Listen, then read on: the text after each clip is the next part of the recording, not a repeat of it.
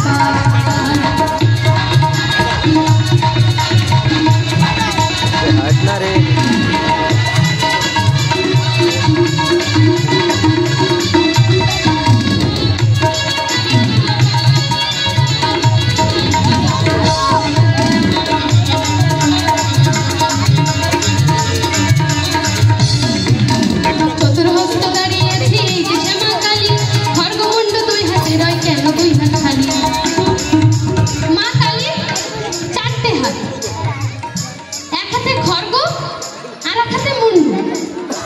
কিন্তু আরো যে দুটো হাত, সেই দুটো হাত খালি কেন? আমাদের যে মা দুর্গার 10খানা হাত।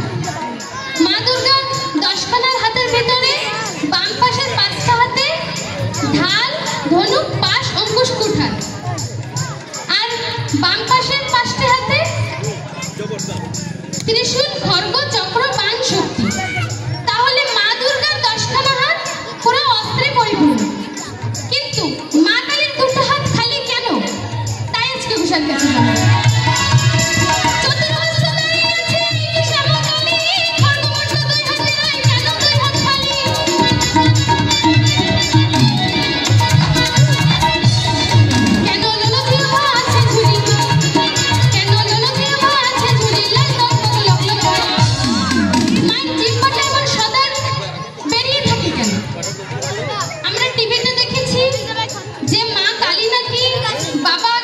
শিবের গায়ের পরে পা দিয়েছে বলে তাই মায়ের লজ্জার চোটে জিহ্বাটা বেরিয়ে গেছে। কিন্তু গোসাই তা বললে কিন্তু চলবে না, এছাড়া যদি আরো কিছু থাকে তাই বলি।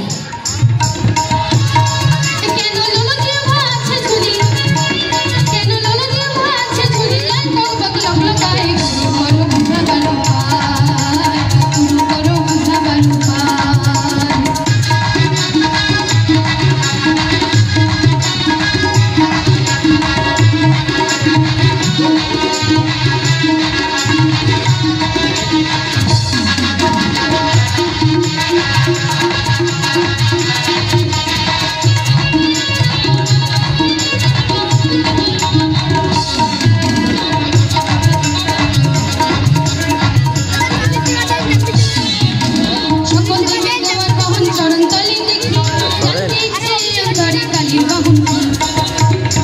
আমরা দেখি সকল দেবদেবীর বাহন তার তার পায়ের তলে থাকে, যেমন কি মা লক্ষ্মীর পেঁচা, শিবের নন্দী, আরো যত দেবদেবী আছে তার তার বাহন তার তার পায়ের নিচে থাকে।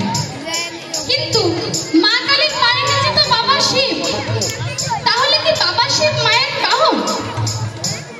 যদি তাই হতো তাহলে কি একটা স্বামী করলে তার স্ত্রীর বাহন হতে পারে? তাহলে মায়ের বাহন কে? তাই গোসাই আজকে বলে যাবে। সকল দেবীর বাহন চরণ তলে দেখি, জানতে ইচ্ছে আমার মায়ের বাহন কি?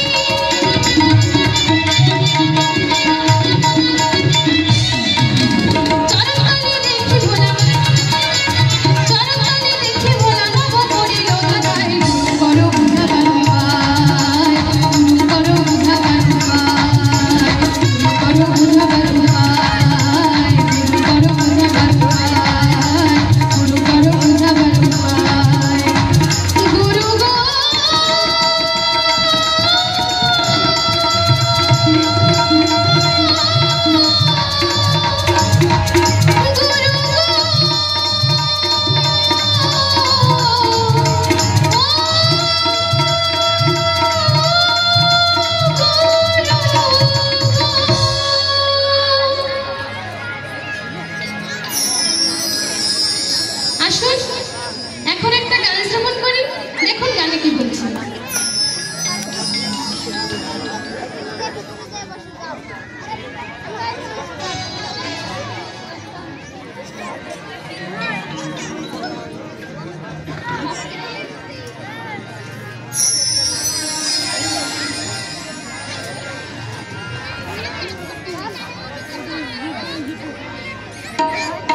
ঝিকিমিকি ঝিকিমিকি করে আজ আমি দেখি আকাশের তারা, ওই না জ্যোৎস্না রাইতে আমি, ওই না জ্যোৎস্না রাইতে আমি হইলাম আত্মহারা।